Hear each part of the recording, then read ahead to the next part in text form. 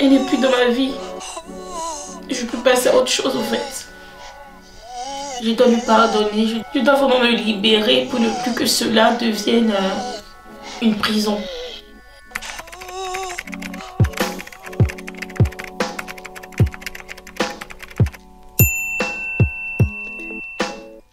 Hello mes colorés, c'est Kiki, je vous retrouve pour une nouvelle vidéo qui sera une story time. Ça fait hyper longtemps que je n'ai plus eu à faire des vidéos en face cam comme ça. Donc j'avoue que le stress est là, voilà. Et de par la profondeur et de par ce que représente cette story time dans ma vie, je suis pas forcément sereine, mais une chose qui est sûre, c'est que à la fin de cette vidéo, je vais être libérée. C'est la démarche dans laquelle je suis pour cette année, améliorer ma vie. D'ailleurs, si vous suivez mes différents vlogs les dimanches, vous pouvez constater ma progression en termes d'organisation à la maison. Cette envie d'amélioration ne s'arrête pas qu'à la maison, en fait. C'est vraiment pour moi, Kiki. Pour ceux qui ne me connaissent pas, je m'appelle Christelle André, j'ai 33 ans. Il y a 15 ans, j'ai vécu un traumatisme qui m'a complètement changé, au fait, qui m'a brisé. Donc, à 18 ans et 19 ans, j'ai été victime de maltraitance psychologique,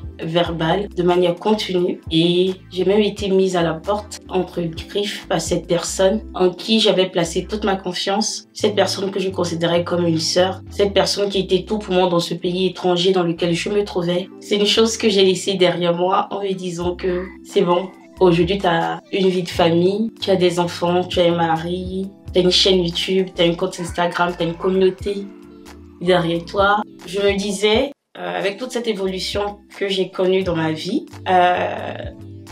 ces 2 années n'avaient plus d'impact sur la Kiki que je suis aujourd'hui et que c'était vraiment refoulé loin là-bas. Et puis dans tous les cas, je ne repense pas forcément à cette personne. Je ne repense pas forcément à cette époque. Donc, quand je pense à ce pays étranger où j'ai été, limite, c'est comme si j'enlevais cette partie de mes souvenirs, en fait. Jusqu'à ce que récemment, j'échange avec une copine au téléphone et elle me parlait des cœurs brisés. De manière innocente, je lui disais, ben moi, franchement, de mes ruptures amoureuses, je pense pas qu'il y ait une rupture amoureuse qui m'ait traumatisée, en fait. Je pense pas avoir le cœur brisé. Et plus on parlait, et là, ça fait tilt dans mon cerveau. Tout d'un coup, je me suis retrouvée dans un voyage, dans une mémoire olfactive, en fait. J'ai commencé à sentir l'odeur des différents appartements où j'étais avec cette personne, sentir l'odeur des différents repas. Rien qu'en vous parlant, en fait, je visualise tout ce que j'ai vécu. Et là, je me suis dit, mais purée, il y a 15 ans, pourquoi c'est maintenant cette chose revient, en fait? Je me suis dit, waouh, Kiki, il y a quelque chose qui se passe là. Ça veut dire qu'il y a quelque chose qui n'a pas été fait, en fait. Et j'ai compris que je ne m'étais pas libérée. C'est la raison de cette vidéo ce soir, ce dimanche. Bref, quand est-ce que vous me regardez, quoi? Pour, primo, me libérer. Peut-être que mon bourreau a changé, qu'elle a changé de vie, de comportement. Mais moi, je l'ai toujours en bourreau, en fait. Il faut que je la libère. Deuxièmement, c'est pour toute personne qui regarderait cette vidéo. Si elle a vécu les mêmes choses que moi, pas forcément les mêmes circonstances, mais de la maltraitance, qu'elle se dise qu'on peut gagner, au fait. Que ça ne s'arrête pas à ça. Qu'au-delà de cette maltraitance, il y a tellement de choses qui vous attendent. Alors, j'ai mis de l'eau juste à côté. Je ne mets plus de thé parce que quand je mets la tasse de thé et tout, mon mari me dit ça fait trop, tu fais trop ta blogueuse.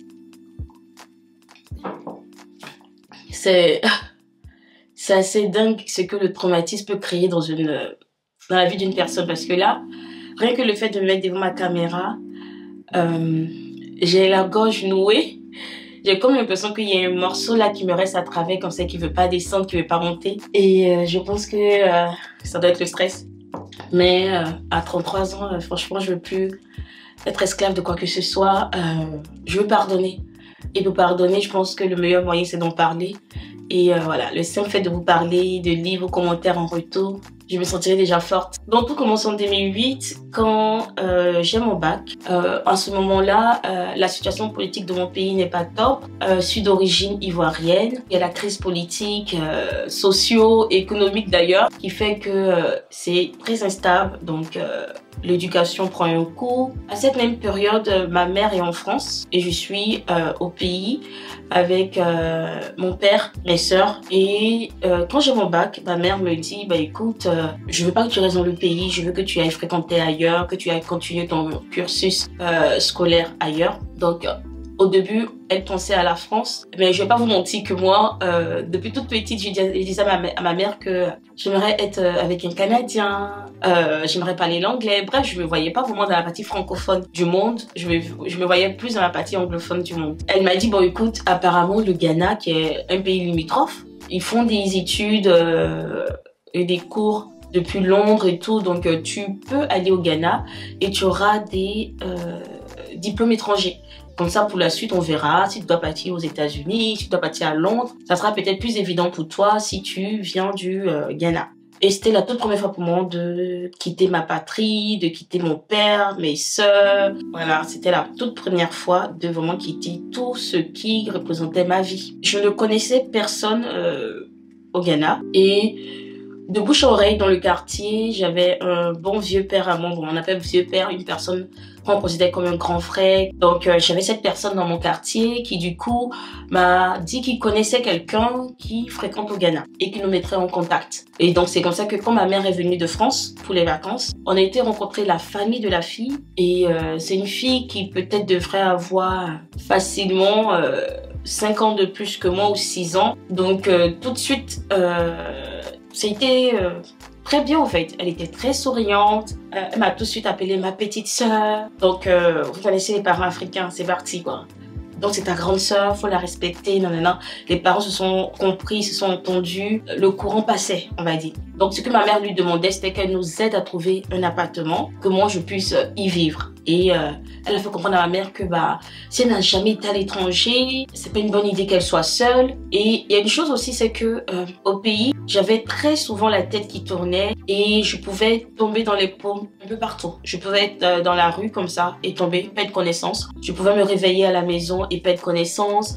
Il m'arrivait également de perdre la vue. Je pouvais passer des semaines sans rien voir. Donc pour toutes ces choses, ma mère avait peur que ma fragilité, au fait, me fasse défaut à l'étranger. Donc, j'avouerai que quand la fille a proposé qu'on vive ensemble, ma mère était très contente, rassurée. Pour elle, c'était carrément le ciel qui était favorable. De mon côté, franchement, si ma mère est d'accord, j'avais pas mon mot à dire. J'étais pas non plus, je sais pas moi, j'étais pas contre l'idée de vivre avec quelqu'un qui de surcroît est une fille. Donc je me dis, la soirée tel mec, elle me dit, oh, je sais pas, faudrait pas que demain il y ait des attouchements. Mais avec une fille, je me suis dit, ça va. En plus, elle est ma grande sœur, je vais apprendre beaucoup d'elle. Ses amis seront mes amis. Bref, de là, quelques semaines après, c'est le départ pour le Ghana. On arrive au Ghana et ma mère fait un tas de courses. Elle achète pas mal de choses. En ce moment-là, quand on arrive au Ghana, la fille, elle vit dans un studio. Donc, ça veut dire que je vais partager son espace de vie qui est aussi petit. Et déjà qu'elle me connaît pas vraiment. Donc, il y a plusieurs choses qui vont se jouer, que ce soit mes habitudes, que ce soit mes habitudes en termes de sommeil, par exemple, si je ronfle. Et bref, il y a tellement de choses qui vont être en train de se brasser. Ma mère, elle a voulu quand même marquer le coup. Elle a acheté énormément à manger, énormément de trucs. Elle a acheté de nouveaux draps, de nouvelles serviettes. Franchement, elle a mis le paquet pour ne même pas que la fille se dise, voilà un fardeau que je ramène au Ghana, au fait. Pour que la fille puisse comprendre que c'est une femme de bonne volonté, au fait. Elle va pas me refourguer sa fille et puis, voilà, disparaître. Et ma mère, avant de partir, elle se dit, la fille, c'est ma grande sœur. Du coup, elle lui donne mon argent de poche et je pense que c'est le début des problèmes. Parce que je trouve que ma mère aurait dû me faire confiance et me donner mon argent de poche parce que après que je venais d'avoir mon bac. Mais une chose qu'il faut comprendre, c'est que en Afrique, on a tendance à infantiliser malgré nous, les plus jeunes ou nos enfants. Je pense qu'une personne en France, dès qu'elle a son bac, tu peux pas la traiter comme ça. Mais ma mère, elle pensait bien faire, franchement. Donc, elle a laissé vraiment mon argent de poche à la fille. Donc, en gros, quand je suis arrivée, la fille m'a trouvé une école de langue parce qu'il fallait bien que j'apprenne la langue avant de suivre les cours. Donc, je me suis inscrite en école de langue. Ma mère, elle a fait, je pense, 2-3 jours avec nous et elle est partie. Donc, dans les premiers jours, tout se passe bien. C'est la fille qui me donne mon transport pour aller à l'école. J'ai l'impression d'être retournée en enfance. Alors que déjà, quand je quittais Abidjan, j'avais un petit ami, quoi. Donc, on m'a dit, je connaissais un peu la vie. Donc, voilà. Mais j'étais une fille, je le suis toujours, hein. Je suis une personne assez respectueuse, franchement. Ça, c'est vraiment une chose qu'on ne peut me reprocher. Je suis assez respectueuse, surtout quand je me dis cette personne est plus âgée que moi. Bref, j'ai un respect pour les personnes plus âgées. Donc, je me suis dit, vas-y, c'est pas grave, c'est ta grande soeur, voilà, fais ça, quoi. T'as pas besoin de commencer à dire, donne mon argent, je suis pas une petite fille. Donc, les jours passent, les semaines passent, tout se passe bien. On va faire les courses ensemble, elle me montre les endroits où aller manger, les restos ivoiriens, elle me montre où acheter des trucs, elle me montre où faire ceci, bref, elle me montre les bonnes adresses. Quand ma mère m'appelle, est-ce que ça va? Oui, ça va. Et honnêtement, ça allait. Jusqu'à ce que le bail du studio arrive à la fin, au fait. Et là, elle m'a dit, bon, son bail est arrivé à la fin, il va falloir que ma mère m'envoie de l'argent. Ses parents vont lui envoyer de l'argent pour qu'on puisse payer la location de l'appartement. Sachant qu'au Ghana, c'est à l'année. Donc, ça représente quand même une forte somme. Et moi, en ce moment, je comprenais pas trop la monnaie. Donc, quand la fille m'a dit la somme que moi, je devais payer, bah, sans réfléchir, je l'ai répété à ma mère. Donc, imaginons que l'appartement à l'année devait coûter 1000 € et que peut-être on devait payer 500 € chacune. Moi, elle m'a dit 1000 €. Et du coup, c'est les 1000 € que j'ai dit à ma mère. Et ma mère s'est dépatouillée. Elle m'a fait parvenir les 1000 €. Seulement, ma mère, quand elle a fait le West End, elle le faisait au nom de la fille. Donc, la fille récupère l'argent et moi, je me dis, bah, tout baigne, quoi. Un jour, en causant avec les voisins et tout, je commence à comprendre la monnaie et c'est là que je me rends compte que je me suis fait avoir et que c'est ce que ma mère a envoyé qui a payé toute l'année du studio. Donc là, je lui pose des questions, je lui dis mais je comprends pas, tu m'as dit que c'était ce que moi je devais payer, mais le voisin il m'a dit voici ce qu'on paye normalement ici et tout. Elle m'a dit ah non non non, tu sais que nous on est francophones, donc les tarifs sont pas les mêmes avec les locaux, ils vont se dire que nous on a plus d'argent, on paye pas les mêmes choses, voilà. Donc, j'ai laissé tomber. Donc, je pense que quand j'ai commencé à lui poser des questions, elle s'est dit, oula, cette fille-là va comme ça se rébeller. Vaudrait mieux la mater pour ne plus qu'elle me casse les pieds, au fait. Parce que de là, les choses ont beaucoup changé. C'est-à-dire que je pouvais revenir de l'école et elle m'aura préparé que pour elle seule. Et quand je lui ai dit, ah, je peux manger ça? Ah non, non, non, non, c'est pour moi. Si tu veux manger, tu te fais à manger. Donc, je me faisais à manger. Ou alors, si je dois me coucher, puisqu'on dormait sur le même lit, elle me donne clairement des coups, au fait, au dos. Genre, je la dérange, donc elle me donne des coups de pied au dos, à me pousser. Et il y a des fois même où je voulais me coucher, elle me disait non, là elle n'a pas assez de place sur son lit et je me retrouvais à dormir à même le sol. Donc ça commençait à être difficile et le moment d'échappatoire pour moi c'était quand j'allais à l'école. Quand j'allais à l'école, j'avais pas cette personne avec moi, donc j'avais l'impression de revivre. J'étais vraiment cette personne souriante. Les choses ont commencé à changer petit à petit, petit à petit. Il y a eu des fois où je venais, la porte était fermée, elle me laissait dehors pendant qu'il faisait extrêmement chaud au Ghana. J'étais dehors, je savais pas chez qui partir et tout. Donc je restais sous le chaud soleil à m'en rendre malade au fait. Et quand elle était contente, elle m'ouvrait la porte à nouveau, je rentrais. Mais lorsque ma mère m'appelait, je me disais ouais, tu vas pas lui casser les pieds. Elle est en France, c'est déjà compliqué pour elle. Donc quand ma mère m'appelle, qu'elle me demande ça va? Oui, ça va bien, ça va bien. Et quand je dis, quand c'est que tu vas m'envoyer l'argent, elle me dit, mais je t'ai envoyé l'argent la semaine dernière, ta grande soeur t'a pas dit. Ah, j'ai oublié. Donc, pour la protéger, je disais à ma mère, non, ah oui, elle a oublié de me dire, mais j'ai oublié que c'était un truc, que j'avais déjà reçu cet argent et tout, mais en vrai, j'avais pas reçu l'argent, en fait. Elle prenait cet argent, elle me donnait pas. Et c'était vraiment inconfortant, mais au-delà de l'inconfort, là où la maltraitance a vraiment pris forme, c'était le côté psychologique et verbal. Elle me parlait plus du tout avec respect, ni avec amour, ni avec considération. Même si elle ne m'aime pas, au moins avec la considération, en fait. Elle avait zéro considération pour moi. Elle pouvait me dire, hey, ça c'est une manière de parler en Côte d'Ivoire. Hey, donne-moi l'assiette là. Qui devant moi. Franchement, c'était des trucs difficiles, au fait, à entendre. Ou alors, des moches. Elle me disait tout le temps des paroles rabaissantes. Tout le temps. Si je ne peux pas quelque chose, ça n'a aucun goût à nourriture. J'avais l'impression d'être nulle au fait. Et plus le temps passait, je m'effaçais pour ne même pas qu'il y ait conflit. Donc, je m'effaçais. Je me faisais petite devant toutes les situations qu'on devait vivre. Je me faisais petite. La partie la plus difficile, c'était lorsqu'elle recevait ses copains.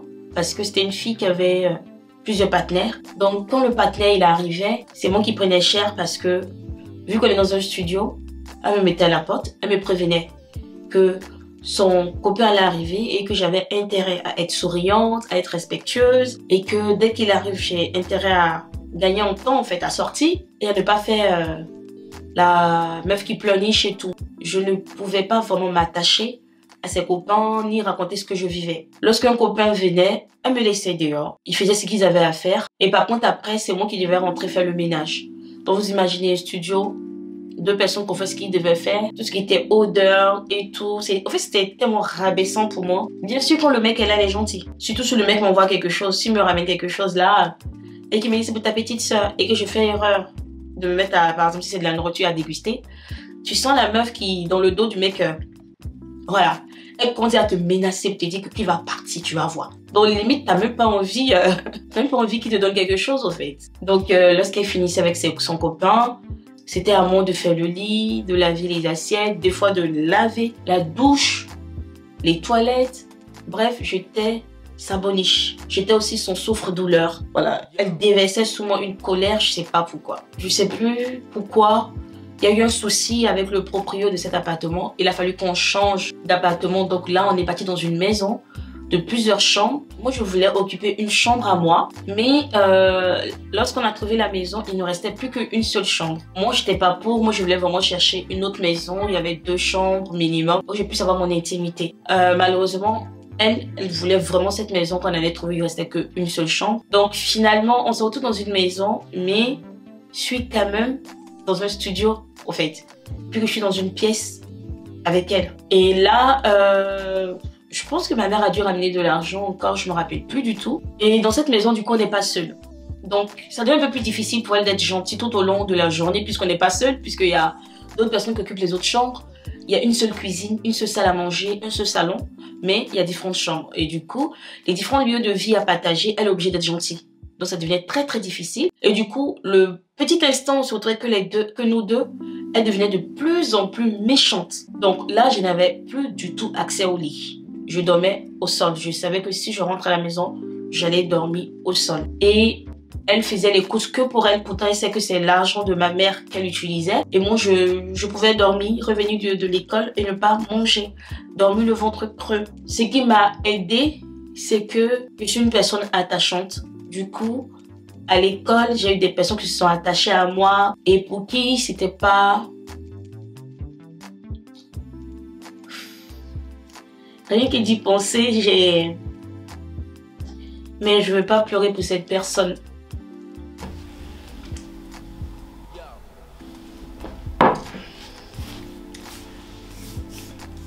Il y avait des personnes qui se disaient que je méritais d'être aimée au fait.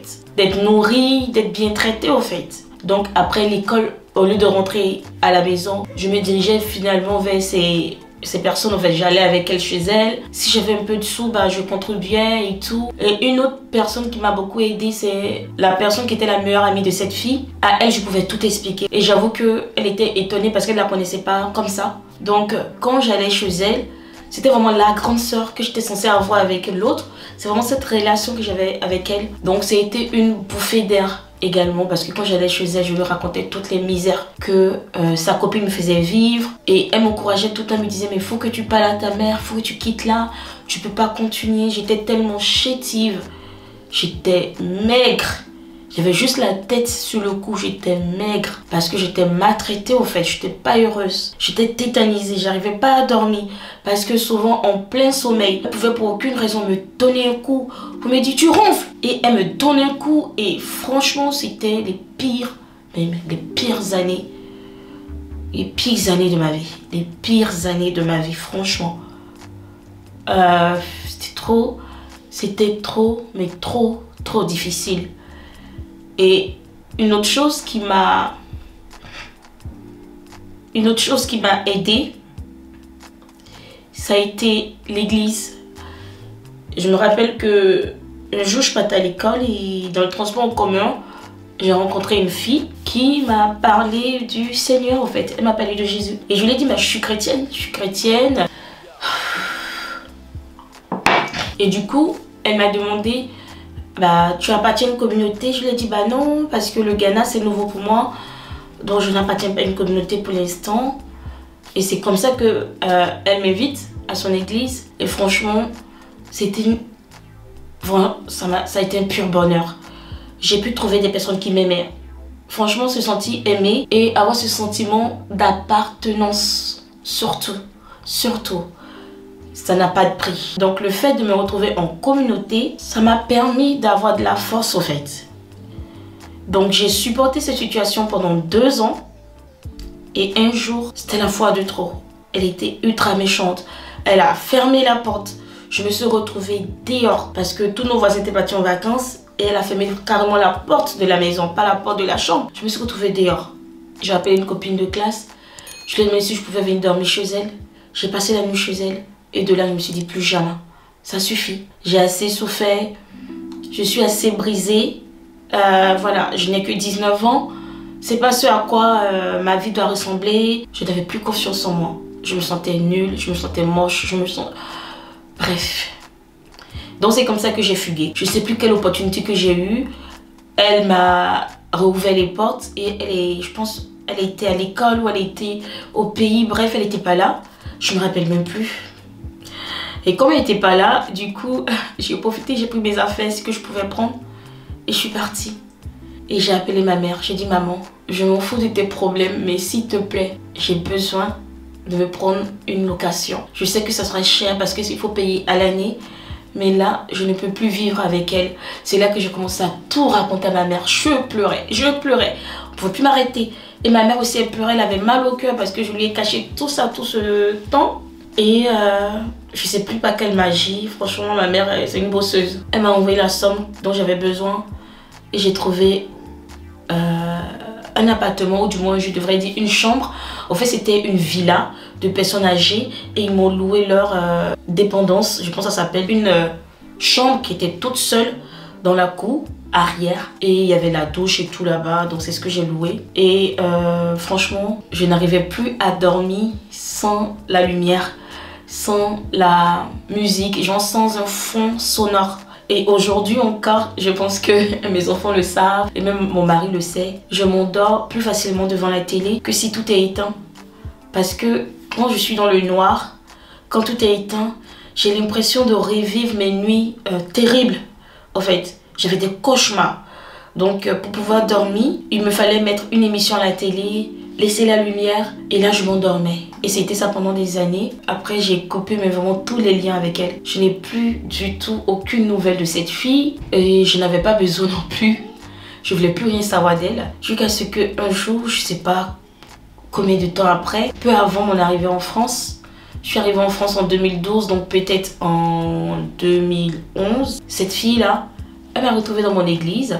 Elle a fait le culte et à la fin du culte, elle s'est mise à genoux. Elle m'a demandé pardon pour tout ce qu'elle m'avait fait. Franchement, j'ai même pas réfléchi, j'ai dit je te pardonne. Et sur le coup, je pensais vraiment lui avoir pardonné au fait. Mais en fait, j'ai pardonné, je pense, en apparence. Parce que je ne m'étais pas rendu compte des séquelles qu'elle m'avait laissées. Je ne m'étais pas rendu compte de comment ça m'avait transformée. Ça m'a rendu hyper sensible. Je pleure pour un oui, pour un non. Ou du moins, je pleurais parce que cette année, les choses changent dans ma vie. Donc, je pleurais pour un oui, pour un non. En fait, j'avais changé. Et juste lui dire oui, je te pardonne, c'était pas un réel pardon en fait. J'avais pardonné en surface. J'avais pas vraiment pardonné parce que moi-même je n'étais pas guérie. Voilà. Donc j'imagine bien que cette personne, elle vit une vie de repenti, de je sais pas moi. Peut-être qu'elle fait de bonnes œuvres dans la vie des gens maintenant. Mais moi elle m'a brisée en fait. Elle m'a brisée. Et je voulais en parler pour passer au-delà. Elle me dit ça y est Kiki quoi. Ça y est Kiki c'est derrière. C'est derrière, cette personne n'est plus dans ta vie, quoi. Elle n'est plus dans ma vie. Elle n'est plus dans ma vie. J'ai 3 enfants aujourd'hui. J'ai mon mari, j'ai ma communauté, j'ai tout ça. Elle n'est plus dans ma vie. Je peux passer à autre chose, au fait.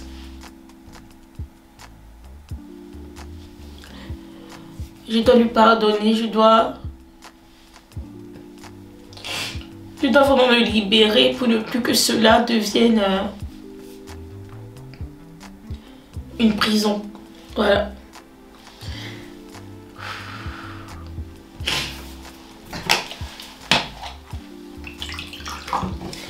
Donc,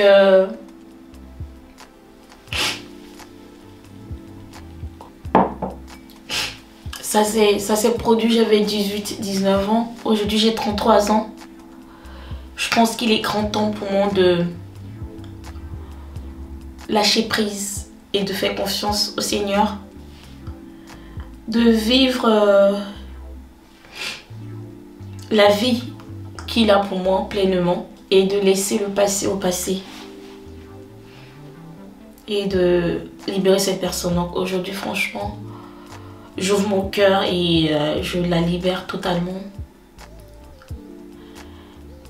Et cette vidéo, c'est également pour donner vraiment l'espoir à une personne qui peut-être vit une maltraitance sous différentes formes et lui dit que ce que la personne vit actuellement ne définit en aucun cas qui elle est, ne définit en aucun cas son avenir, voilà, ça définit rien en fait. Aujourd'hui, j'ai pris une belle revanche sur la vie. Je suis fière de celle que je suis. Je suis fière d'être cette personne qui n'arrête pas de s'améliorer, qui apporte à son même niveau du bonheur aux gens sur des petits écrans, à travers ma chaîne YouTube, à travers mon compte Instagram. Je suis quand même fière parce que j'aurais pu être amère. Pourtant, je n'ai pas laissé cette fille gagner au fait. Aujourd'hui, je suis contente.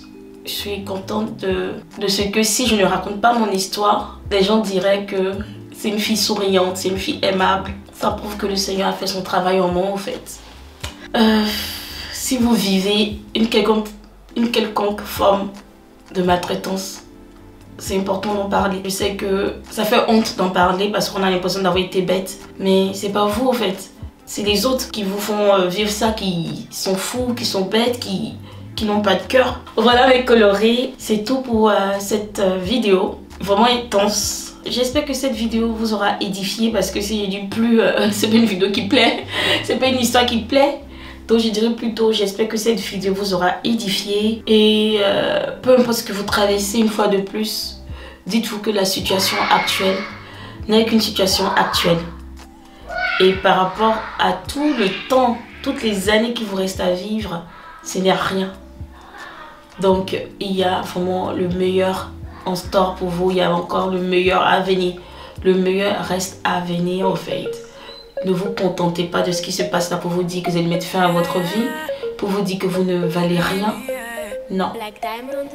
Ne laissez personne vous faire croire que vous ne valez rien en fait. Vous avez de la valeur.